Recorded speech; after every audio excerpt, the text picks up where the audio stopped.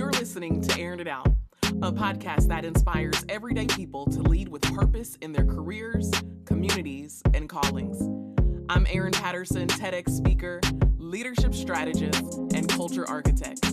I'm passionate about helping people discover their strengths, develop their skills, and do meaningful and fulfilling work.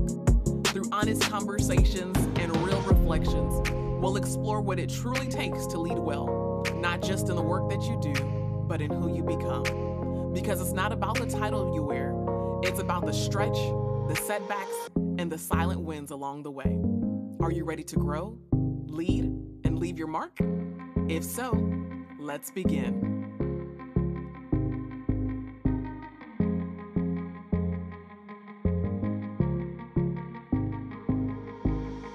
Hey y'all, welcome back to another episode of Arin It Out, the podcast where we talk leadership, lessons, and life.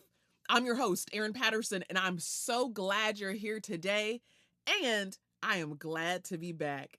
Today's episode 1 of season 2, is entitled Growth Doesn't Happen Overnight, but it happens. Let me say it again. Growth doesn't happen overnight, but it happens.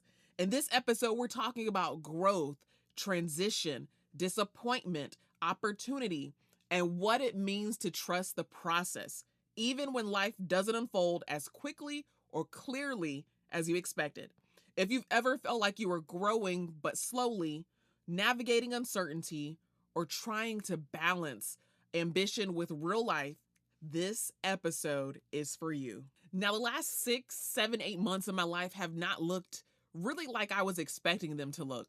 You know, I had planned to come back to the podcast a little bit earlier than this. There were a few things in my life that kind of took me by surprise, but through it all, the good, the just regular mundane in life, and even the things that have been challenging, I have learned so much. And today I want to share some of those lessons that I have been learning over the last couple of months. And maybe you can find places in your life that align to your growth pattern or the trajectory of your life right now. And you can say, man, if Arin is going through this and she's walking through this, man, I can walk through these stages of life that are, again, good, sometimes neutral, and sometimes challenging. And I think one of the biggest reminders that I'm starting to see the more mature and seasoned I get in life is that growth doesn't usually happen in a dramatic fashion. It happens gradually. And I think about like a small child. Like, we're so used to seeing small babies just grow so quickly, because when they're new to this earth, the first 3, 4, 5 years, so many things are happening in them. And I believe we see that and we kind of expect that type of growth to continue through the course of our lives. But let me tell you, that kind of growth for a human is not sustainable. But the growth that we experience, especially at this stage in our life, when we're in the career phase of life, in the working stage of life, though it's happening gradually, it's still happening. And sometimes I think that's harder for us to accept, given how quickly things in our life come to us. Or, you know, if you're hungry right now, you could order food to wherever you are in the next 20 minutes. Like, it's not something that you have to sit and wait for, typically. And I believe we take everything and filter it through the lens of that. So when we think about our life and our career, we think, why can't I do this quickly? Why can't I do this fast? When truly growth and development is not an overnight process. So today I want to share with you 4 different ways that I have seen myself grow and develop, and maybe avenues, I could call them, avenues that I've seen myself grow through, even over these last couple of months. You know, I haven't been with you guys for a while, and I've got so many things that I want to share with you. And so I feel like as a season opener for season 2, as we talk about growth, I want to share these different avenues. There's 4 different avenues we'll talk about, but I also just want to share through those avenues what I've been doing in life and how it's helped me to grow and to develop to be better for you all. So the first avenue that growth takes place through is through exposure. Growth takes place through exposure. Now, for those of you guys that have had the opportunity to interact with me in person, many of you know that back in March of this year, I had the privilege to go to Argentina. I went on a study abroad trip as a grown adult, and it was a really amazing experience. Many of you guys know I'm finishing grad school, and this was one of the classes. I decided to substitute it for one of the classes, and this trip to Argentina was a class called Global Perspectives in Human Resources. And so while I'm in Argentina, I'm learning about the culture from a business perspective. I'm learning about the culture from a social perspective, and my eyes are being open to things that I had not experienced before. And I consider myself to be pretty well cultured. Um, Studying abroad as an adult professional, going on a trip with undergrad students is a very interesting experience.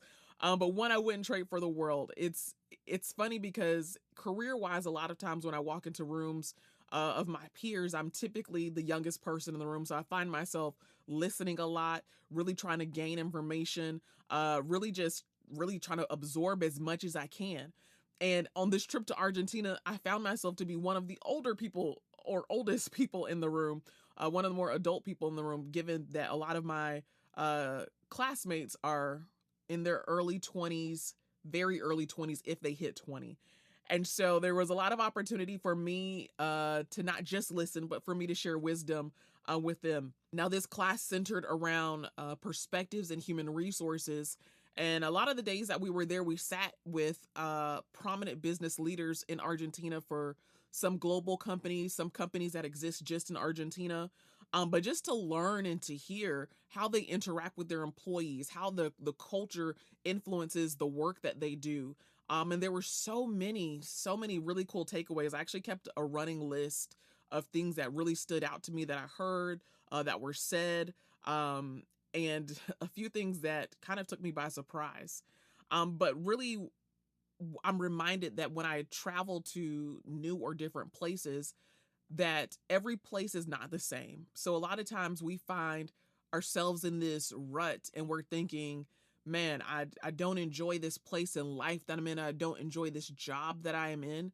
But one thing traveling does is remind you that every place is not the same. So you can go to other companies, you can go to other countries, you can encounter other people who have different mindsets, different goals, different perspectives, and in that you can have a completely different experience. And so I challenge you today that if you have been going to the same workplace every day, year after year after year, if you've been going to the same coffee shop, week after week, month after month, if you've been hanging around the same group of friends and people, I would encourage you to allow yourself to be exposed to new and different experiences. And this doesn't have to be as big of a thing like a trip to Argentina, but how about just going to a different place to network with people who are in a different industry than you? How about going to a different coffee shop so you encounter different people on your work from home day? What conversations are you having and how are you positioning yourself to be exposed to something different than what you are currently living in? So more specifically, here's a few things that stood out from my time in Argentina. Um I'd never really studied from a historical perspective Argentina and the history of that country. And so a little bit before going, I started to read up on some things and learn some things. And even as I got there, I began to understand some things about the culture, not just as we were going out and meeting with the Argentine people, but even as we sat in class and we have discussions about the history. And one of the things that kept coming up in the different settings that we would sit in with business leaders, with some of the people who were over the study abroad program in Argentina, was this concept of diversity. And from my very American lens, when I hear the word diversity, there's a couple of different buckets of ideas that I hear about. But one of the things that they kept saying was Argentina doesn't have racial issues. And I thought that was very interesting when they talked about diversity, equity, and inclusion, that race was not a part of that conversation. And I find it so interesting based on the history of that country. Something else that really stood out to me uh, was the very casual, maybe informal nature of business in Argentina. One thing that I did notice, we were walking into one of the buildings, and it was a huge building in the city, and every all of the people who work there begin to like hug and kiss to greet each other. And I'm like, whoa, this is so different from standard American culture, right? I understand that some companies and some organizations have more physical interactions, even here in America. But for a stranger in a business setting to approach me and give me a kiss on the cheek, that was completely different for me, and a bit surprising. And we talked through that in one of our class debriefs. And also something that really stood out to me, we had a conversation more specifically about like the economy and things like that. And one of the things that was said was that formal employment has failed to grow for more than 12 years. And formal employment, the best way or the easiest way I can describe it is simply like people who work standard W-2 jobs. So jobs that the government can account for, where you can easily tax it and stuff like that. That in Argentina, the country as a whole, that type of employment has not grown in any substantial way for 12 years. And I'm thinking, how is this country even above water? How are they sustained in this way? But there were so many really amazing things, and I don't want to bog you guys down with all of the technical and business side of things that we discussed and learned about. But I can say that just sitting in those environments and having the opportunity to ask questions of people really helped me to grow my perspective. And I was just really, again, exposed to things that I would not have been exposed to had I stayed here in America during that 10-day period.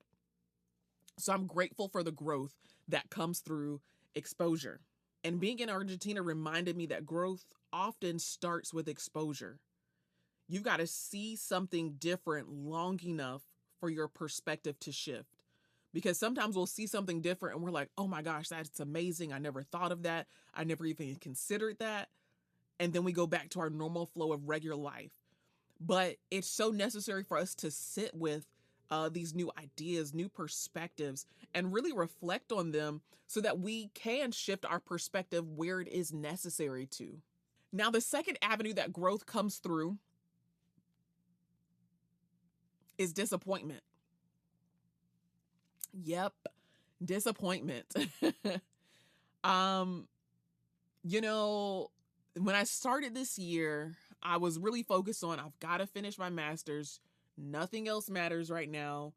But I also did have in the back of my mind, like, start just being prepared to look for opportunities. Not that I don't enjoy my current job, but also just don't get so comfortable in the place that you're at. And, I had that idea. I don't technically graduate until August, though I'll be complete with all of my requirements within the next 2 weeks.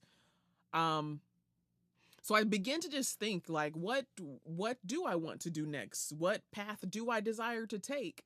What does that look like for me in the next 3, 6, 12 months?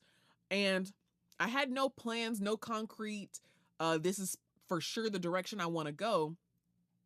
But I got a text message about a position that probably 12 months ago, I would have said, this is my dream job. And matter of fact, I remember sitting around a group of people and explaining to them, here's what my background is. Here's what I feel like I'm really skilled in. And I see myself moving into this type of position in the coming year or two. That was something I had a conversation with some people about, and it's something I've been saying for a very long time. And so I get this text message in January saying, hey, there's this position up. I think you should apply for it. And this was not from anyone that was hiring. This was just someone who worked at the company. And I was like, well, the timing of this feels a little too soon. But one of my favorite people in the world, Les Brown, he says, make your move before you're ready. And so even though I did not feel fully prepared for it and the season didn't really feel perfect, I said, I'm going to apply for this. Like, what do I have to lose? And I applied for the position on a Friday. And I believe this was actually right before it closed. I didn't know that because before I actually was going to just kind of let it pass up. And then one day I woke up like, no, submit an application. So I submitted the application on a Friday. On Monday, I got an email to do a phone screen. Now, that's a quick turnaround time. Getting an email on Monday morning when you just submitted an application on a Friday is kind of wild. That's not typically how I've seen things happen in my own experience. And I did the phone screen and I felt so good about it. I'm like, man, I killed that. Can't wait to get my next call back. A couple days later, I get a phone call saying, wow, we really loved your phone screen. We want to set up some time for you to meet with the hiring manager and one of the people that you'd be working closely with. So we set up a time, we did a Zoom call. I chatted with them. They both seemed very enthusiastic about what I brought to the table, my experience, my belief system about certain things. And again, it was all good. Green lights, full steam ahead. And in some ways, like this is happening. I'm like, oh my gosh, what if I actually get this job that I almost didn't apply for? It wouldn't be the first time that that happens. But I'm going through this process. And then again, about a week later, I get a call saying, hey, again, we really enjoyed, the hiring manager really enjoyed the conversation that she had with you. The other individual enjoyed the conversation as well. We want to invite you in for an in-person interview. And I'm thinking, oh my goodness, this job is what I've been wanting. It's paying something that I consider to be a good amount of money, let's say decent amount of money. It's doing work that I consider to be important. And I go in for my in-person interview, and it wasn't my best interview, honestly. It was really good, but it wasn't like I know I killed that and did all the things. But that's okay because I know that I'm going to be my harshest critic. But I felt overall very good about my interview, about the energy. And again, I had a phone screen, I had a Zoom call with the hiring manager, and then an in-person interview. And I got to what I consider to be the final stages of this interview process and did not land the offer. Talk about disappointed. Oh my goodness. And this actually was right before I was leaving for Argentina. So I was like, girl, you got to get it together. You have been excited about Argentina. Keep that same energy so that you can enjoy Argentina. Um, but that was disappointing for me.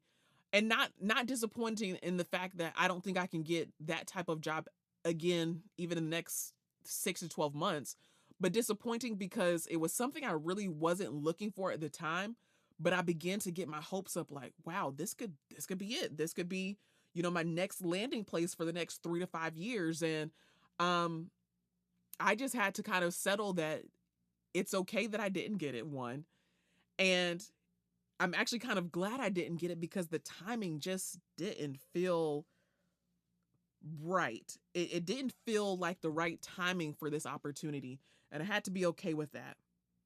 And I am okay with that. But again, in the moment, in that stage, it was very disappointing. And, I'm continuing just to trust the process. And I'm in this stage now where, again, I'm finishing my master's. I'm excited for what's next or what's new, whether that's in my current company or in another company. Um, but I'm always looking to grow. And this job process was an opportunity where I grew through disappointment. Getting that far in a job interview process is pretty significant for me. And what's funny, this is kind of a side journey for a second, but during that same time I applied for that job that felt like an appropriate reach for me. And obviously to some degree it was, right? Because I got to the final in-person interview. But during that same time, I randomly was on some website and I just kind of quickly submitted an application for a role that would have really changed the trajectory of my life. I submitted an application and just forgot about it because again, I was not actively looking for a job. But I submitted the application for it, and about 3 weeks later, I got a call saying, "Hey, we would love for you to do a phone screen for this position." And I actually this was in a different state, and I knew someone who worked at this organization, and I kind of reached out and we had a quick conversation, and she's like, "Girl, 107 people applied for this position. They only called 10 to do a phone screen." And when I say just my confidence level was raised through that, I was excited, not about necessarily the interview, but excited that my resume got through all these different people to at least get to the next step. Now, did I get past the phone screen for that one? No, but I was okay with it because I wasn't really looking to move. And again, I submitted the application on a whim. But and that's not really about disappointment, but that's just about taking a chance. If you take a chance at anything, there's a chance you will be disappointed. But if you take a chance, there's also an opportunity that you won't be, and that it'll be exactly what you were looking for. Now, the third avenue for growth is growth through commitment. Growth through commitment. Now, for almost the last 2 years, I have had my head to the ground working on a master's degree. Um, and this has 100% been a labor of love. Anybody who knows me really well knows that I'm a morning person. I do my best work in the mornings. There are times I record my podcast in the morning. My most productive time in my workday is typically in the morning. That is just how I function. And committing to a master's degree where 2 nights of the week you are expected to sit in a class for 3 hours from 6 p.m. till 9 p.m. has been a commitment. It's been a commitment that means when I come home after 9 o'clock that I still have to unwind, which means I don't go to bed as early as I like to, which means I might not get up as early as I like to in the morning, which has been this whole interesting like stage in life. um, but now that I am almost done, I am literally less than 10 days away from completing the last requirement for this degree, though I'm still about 2 months out from actually walking across the stage. I have learned so much about myself in this process. I've learned so much about myself in this process. Um, from how do I show up when I'm exhausted? How do I juggle multiple responsibilities and am I able to do it well? Am I disciplined to do the work that is required? And the answer is yes, because I am excelling in this program. Um, and how do I continue to be motivated to push through even when my energy level shifts, even when I've got other commitments? And I'm learning that consistency changes people more than intensity does. Being consistent to show up to class every week, being consistent to do my work uh every week, every month, being consistent just to move through the process and to not give up on it has taught me so much about myself. There's been other times in my life where I've committed to things and I've gone through the process, whether it's been a couple of weeks, a couple of months, a couple of years, but every time I find that I've got more stamina for my purpose. I've got more I don't know, energy than I have given myself credit for. So sometimes that learning comes through just committing yourself to something, whether it's a job, whether it's a graduate program or education in general, whatever it is. Oftentimes your learning will come through your commitment to something, even if it seems hard or difficult for the stage of life that you're at. And the fourth avenue that growth happens through is through alignment. Growth happens through alignment. Now, I am excited and pleased to say that in this season of my life, I have received more requests to do speaking engagements, to do sessions, to do different things than I have had the capacity for. And I recognize because of my commitments that I cannot say yes to everything. So even the things that are good things may not be good things for this stage of life. I had a really awesome opportunity to travel and speak that I simply just had to say I cannot commit to this, even though the date seems okay, but the time before and the prep period just doesn't feel like this is something I can do. And I, in this season, have had to be okay saying no to things, and whether that's professional things or personal things, sometimes just people wanting to hang out. And I'm like, wow, I would love to hang out with you. I'd love to go to dinner with you. I'd love to spend some time with you. However, it is important for me to do these other things right now. That doesn't mean that, a couple of weeks from now, a couple of months from now, we can't get up or do the things. But right now, it is most important that I align every decision, every action with the direction I see myself going. Now, growth isn't just about learning to say yes. Sometimes, just sometimes, growth is learning how to say no or not yet. As I look back over the last, like I said, 6 to 8 months of my life, I realized that I have been growing and I have been developing. And again, while it may not be, I wake up one day and everything is like exactly how I want it to be, I recognize that growth is a process and leadership is a process. We've talked about that in previous episodes. My growth has happened through traveling and being exposed to different cultures.